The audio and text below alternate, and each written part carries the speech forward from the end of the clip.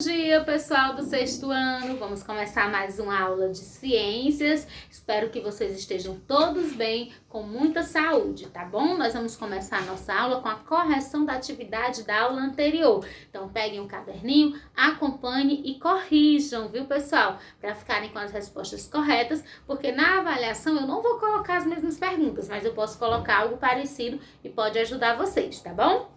Então, a nossa primeira questão da atividade da semana passada diz assim: a decantação é um método de separação de misturas que consiste em deixar a mistura em repouso. A alternativa que completa corretamente a lacuna acima é decantação, pessoal, que é aquela que deixa em repouso. Lembra do exemplo da água e da areia, não é isso? Então, você marcaria a letra B na primeira. Segundo, o que é filtração? Dê um exemplo de utilização da filtração no nosso dia a dia. É o método usado para separar os componentes de uma mistura heterogênea, baseando-se no tamanho das partículas. Exemplo, no preparo do café, né? Quando no nosso dia a dia, a gente diz coar o café. Na verdade, quando a gente está coando o café, a gente está filtrando o café. Terceira, o sal de cozinha é obtido a partir de um processo de separação de misturas, chamados de evaporação. Letra C. Lembra que eu expliquei que coloca-se água do mar nos tanques, deixa evaporar e depois que a água evapora, fica só o sal no fundo, tá bom? Então, marca a letra C na terceira questão. Quarta, na destilação, os componentes são separados com base na temperatura de ebulição. Marca a letra C também. E quinta, a partir da destilação, obtém-se o que é um combustível. A alternativa que completa corretamente a lacuna acima é o etanol, que é obtido a partir da destilação e é um combustível que a gente conhece como álcool, tá certo? Então, pessoal, nós vamos encerrando a nossa correção, mas não vamos encerrando a nossa aula. Nós agora vamos seguir com o próximo ponto do nosso conteúdo. Nós vamos falar sobre o tratamento da água, certo? A gente já falou sobre água em capítulos anteriores. A água é muito importante para a nossa sobrevivência, né? A gente já viu que o nosso corpo é composto de 75% de água e que a maioria das reações químicas precisa da água para acontecer e para manter o nosso corpo funcionando de forma saudável. Então a gente sabe que precisamos ir muito da água. Agora nós vamos falar sobre a forma como essa água, qual a forma que ela pode ser ingerida por nós seres humanos, não é isso?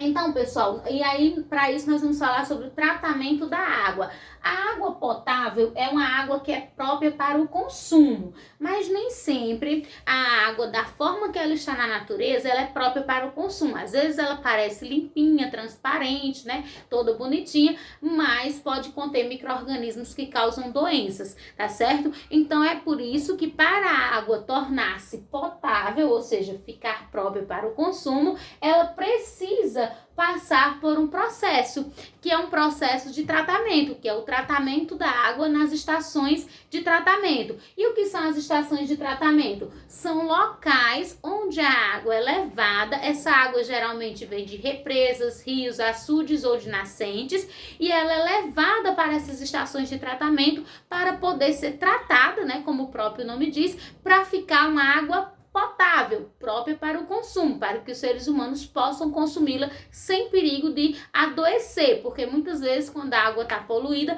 ela tem organismos patogênicos, que isso significa o quê? Organismos que causam doenças, que podem causar doenças aos seres humanos, tá certo? Nas estações de tratamento, a água vai passar por 7 etapas. Nessas 7 etapas, ela vai ser recebida, tratada e liberada para as pessoas. Essas 7 etapas têm nomes específicos. No livro de vocês, na página 71, tem um esquema no estação de tratamento. Eu vou postar a foto dessa parte, mas eu vou explicar agora essas 7 etapas, tá bom? Então, a primeira etapa é a captação e bombeamento, que é quando eles pegam a água das represas, rios e lagos e fazem com que elas sejam levadas por canos até a estação de tratamento. Então, eles estão captando e estão bombeando. Utilizando bombas, eles fazem com que essa água chegue até a estação de tratamento. Então, essa é a primeira etapa. Depois que ela chega na estação de tratamento, aí tem a segunda etapa, que é a pré-cloração. Nessa pré-cloração é adicionada uma quantidade de cloro na água para já matar alguns micro-organismos que possam ser causadores de doenças para os seres humanos, ou seja, serem patogênicos. Essa pré-cloração acontece com a adição de cloro à água, tá certo?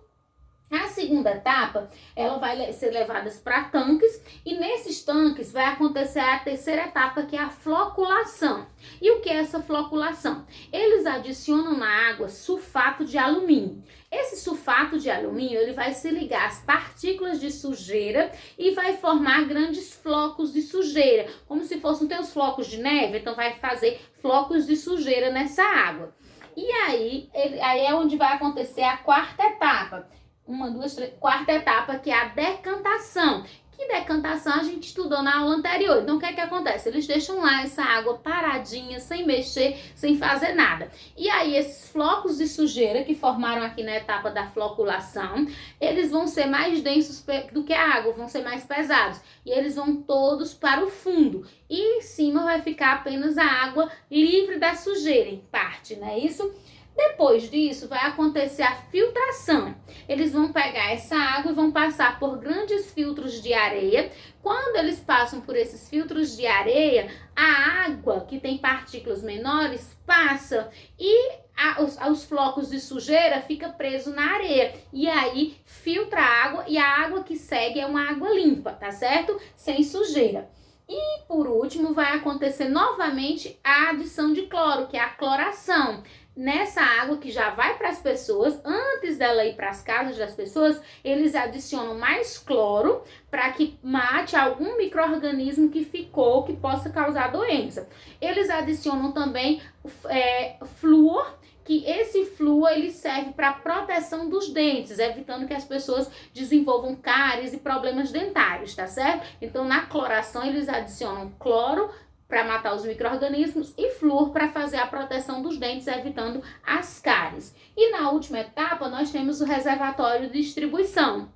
Então, depois que essa água recebe o cloro e o flúor, ela vai para o reservatório de distribuição, que são grandes caixas, né, isso? E a partir desse reservatório de distribuição, essa água vai ser levada às casas das cidades, às indústrias, certo? Vai ser distribuída para todos que precisam dela. E aí, essa água, nesse momento, ela é uma água potável, própria para o consumo. Então, depois que a água passa por esse processo, ela pode sim ser consumida. Em locais que não tem estação de tratamento, né, em alguns locais, o ideal é que você em casa, já que você não tem água, não passou por uma estação de tratamento, adicione na sua água umas gotinhas de hipoclorito. O hipoclorito vende na farmácia ou você pode conseguir com o pessoal da saúde. Lá no hipoclorito tem indicando quantas gotinhas para cada litro, então você coloca na sua água para garantir que você esteja bebendo uma água mais saudável possível, porque quando ela tem micro-organismos, como eu já disse, ela pode causar doenças, tá certo? E as algas residuais, o que são essas algas residuais? Bom, depois que a água vai para as casas, as pessoas vão usar para tomar banho, lavar prato, lavar louça, lavar roupa.